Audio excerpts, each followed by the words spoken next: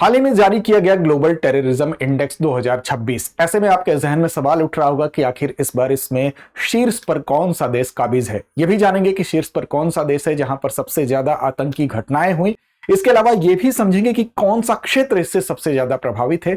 इसके साथ साथ ये जानेंगे कि इस इंडेक्स को जारी किसके द्वारा किया जाता है। तो आइए सभी परीक्षोपयोगी तथ्यों के साथ शुरुआत करते हैं। आपको बताते हैं, खबर यही है कि institute for economic and peace यानी कि आईईपी के द्वारा इसको प्रकाशित किया जाता है और इसको वर्ष 2026 के वैश्विक आतंकवाद सूचकांक के रूप में प्रकाशित किया गया है। ये क्या है आईईपी? तो आईईपी बेसिकली सिडनी की एक इंडिपेंडेंट यानी कि स्वतंत्र गैर लाभकारी थिंक टैंक है। अब ये क्या करती है? एक व्यापक अध्ययन करती है और उस व्यापक अध्ययन के आधार पर इस इंडेक्स को जारी करती है। तो आइए सबसे पहले कुछ मुख्य तथ्यों को जानते हैं। प्रकाशन किसके द्वारा किया जाता है? तो संस्थान है institute for economics and peace यानी कि आईईपी।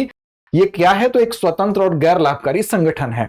अब इसमें जो अध्ययन किया गया है, व्यापक अध्ययन में इसमें अगर आप देखेंगे तो 163 देशों में आतंकवाद के प्रभाव का विश्लेषण ये किया गया है इसमें। और इस इंडेक्स में, इस व्यापक विश्लेषण में 163 देशों के लगभग 99.7% आबादी को कवर किया गया है। तो आप देख सकते हैं कि 163 देशों का कवरेज है, 99.7% आबादी को इसमें कवर किया गया है। अब इसमें मेथोडोलॉजी क्या अपनाई गई है, किस आधार पर यह रैंक जारी किया जाता है? तो इसमें एक पैमाना होता है। वो पैमाना आपका 0 से लेकर 10 तक होता है। अब इस पैमाने के आधार पर ही रैंकिंग दी जाती है, यानी कि अंक दिए जाते हैं, उसके आधार पर मूल्यांकन किया जाता है।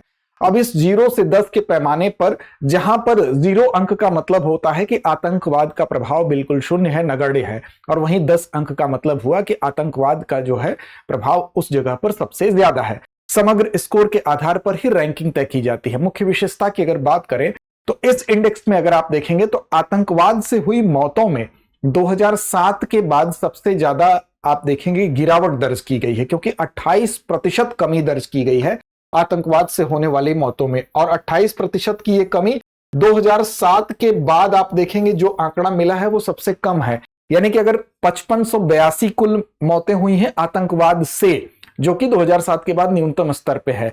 इसके अलावा अगर आप देखेंगे तो जो घटनाएं होती हैं आतंकवाद की, जो टेररिस्ट जो एक्टिविटीज होती हैं, जो घटनाएं होती हैं, उनका परिणाम जो होता है उसमें भी कमी, 22% की कमी उन घटनाओं में दर्ज की गई है। तो मौतों में 28% और घटनाओं में 22% की कमी दर्ज की गई है। यानी कि ये घटनाएं अब कम होकर कितनी हो गई है? तो 2944 घटनाएं दर्ज की गई। इसके साथ साथ आपको बता दें कि जो सर्वाधिक प्रभावित क्षेत्र की जब बात होती है कि कौन सा क्षेत्र सर्वाधिक प्रभावित है, तो जो शीर्ष 10 देश हैं उसमें से 6 देश कहां के हैं? तो उप सहारा अफ्रीका क्षेत्र के हैं। यानी कि सर्वाधिक प्रभावित अगर क्षेत्र की बात होगी तो जो उप सहारा अफ्रीका क्षेत्र है वो सर्वाधिक आतंकवाद से प्रभावित क्षेत्र है। 81 देश ऐसे थे, यानी कि 81 कंट्रीज ऐसी हैं जहां पर कि आतंकवाद क्या हुआ है, आतंकवाद में कमी दर्ज की गई है। वहीं पर 19 देश ऐसे भी हैं जहां पर आतंकवाद की घटनाएं बढ़ी हैं। तो ये कुछ आंकड़े हैं, आपको याद रखने हैं। अब चलेंगे आगे। देखिए इसमें अगर देखें, यही आंकड़ा यहां पर बताया गया है कि 28% मौतों में कमी हुई है, घटनाओं में 22% की गिरावट दर्ज की गई है। क्षेत्रीय स्थिति की अगर बात करें तो उप सहारा अफ्रीका में आतंकवाद के सेंटर के रूप में देखा जा रहा है, क्योंकि 6 टॉप 10 जो हैं उसमें से 6 जो हैं उप सहारा अफ्रीका से ही संबंधित है। अब इसके अलावा इन देशों में जब रैंकिंग की बात आएगी तो शीर्ष पर कौन सा देश है? तो आतंकवाद प्रभावित सबसे ज्यादा इस बार कोई देश है जो शीर्ष पर है। पिछली बार ये दूसरे रैंक पर था, उसका नाम है पाकिस्तान। तो पाकिस्तान इस बार आतंकवाद यानी कि सबसे ज्यादा प्रभावित जो देश है उसमें शीर्ष पर है। यानी कि इस इंडेक्स में भी पहले नंबर पर कौन है? पाकिस्तान है। वहीं पर आपके जहन में उठ रहा होगा कि भारत की रैंकिंग क्या है? तो भारत की रैंकिंग याद रखिएगा 13वें स्थान पर भारत है। अब देखिए इसमें पाकिस्तान की अगर बात करें कि 2025 में पाकिस्तान इसमें दूसरे स्थान पर था। 1139 मौतें और 1045 जो है यहां पर घटनाएं, आतंकी घटनाएं दर्ज की गई हैं। जो 1139 मौतें यहां पर दर्ज की गई हैं और 1045 घटनाएं ये आतंकवाद से होने वाली घटनाएं और मृत्यु है। इसमें 2025 की तुलना में मृत्यु, आतंकवाद से होने वाली मृत्यु में पाकिस्तान में 6% की वृद्धि दर्ज की गई है।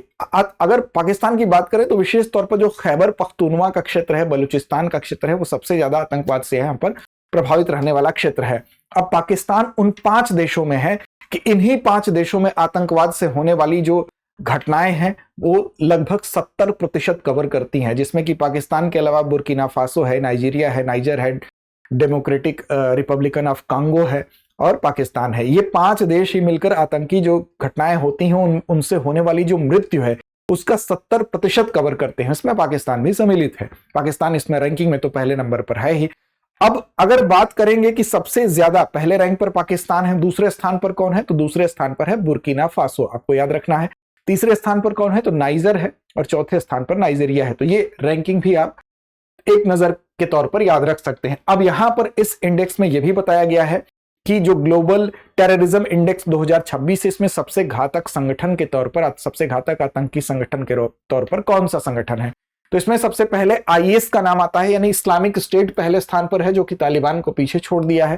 दूसरे स्थान पर अगर आप देखें तो दूसरे स्थान पर है जमात नुसरत अल इस्लाम वाल मुसलमीन, जिसको कि JNIM भी कहा जाता है।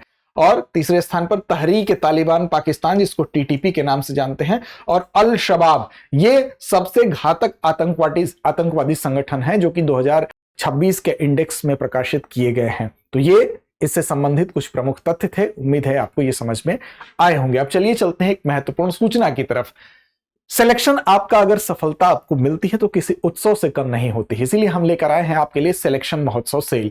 अब इसके तहत आपको मिल रही है दृष्टि आईएएस की तरफ से सभी online courses, pen drive courses और टेस्ट सीरीज पर 50% तक की छूट। साथ ही बुक्स पर भी आपको 25% का डिस्काउंट मिल रहा है। लेकिन ये छूट कब तक उपलब्ध है, तो ये छूट उपलब्ध है आपके लिए 26 मार्च तक। तो इसका लाभ आप उठा सकते हैं। इसके लिए आपको क्या करना होगा, दृष्टि लर्निंग ऐप को डाउनलोड करना होगा। डिस्क्रिप्शन में आपको लिंक भी मिलेगा, उस लिंक के माध्यम से भी इस छूट का लाभ आप उठा सकते हैं। साथ साथ आपको अगर कोई दुविधा है तो आप 8750187501 पर कॉल भी कर सकते हैं। अब ऐसे अभ्यर्थी जिनको की तैयारी तो करते हैं लेकिन उनको उतना समय नहीं मिलता, उनके लिए हमारे पास एक बेस्ट कोर्स है, बेस्ट ऑप्शन है। इसका नाम है GS studio foundation live online course. इस कोर्स में खास बात क्या है, इस कोर्स की खास बात यह है, ये कोर्स 14 महीने में आपके जीएस की तैयारी प्रीलिम्स से लेकर मेंस तक की संपूर्ण रूप से करवाता है।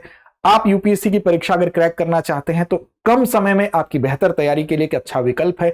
हिंदी में भी उपलब्ध है, इंग्लिश में भी उपलब्ध है और इंग्लिश में भी उपलब्ध है। इसके अलावा इसमें और ढेर सारी विशेषताएं हैं, जिसमें कि आपको 18 टेस्ट भी मिलते हैं देने को। इसमें आपको 2 साल के करंट अफेयर्स की क्लासेस का एक्सेस भी मिलता है, आपको प्रिंटेड मटेरियल मिलता है, और साथ साथ आपको यह कोर्स मिलता है केवल 34,999। इसमें भी अगर आप अमिताभ कूपन कोड का इस्तेमाल करते हैं तो यह कोर्स आपको अतिरिक्त डिस्काउंट के साथ उपलब्ध होगा। तो इस कोर्स के लिए आपको क्या करना है, इस कोर्स के लिए भी आपको डिस्क्रिप्शन में लिंक मिलेगा, उसके माध्यम से जा सकते हैं।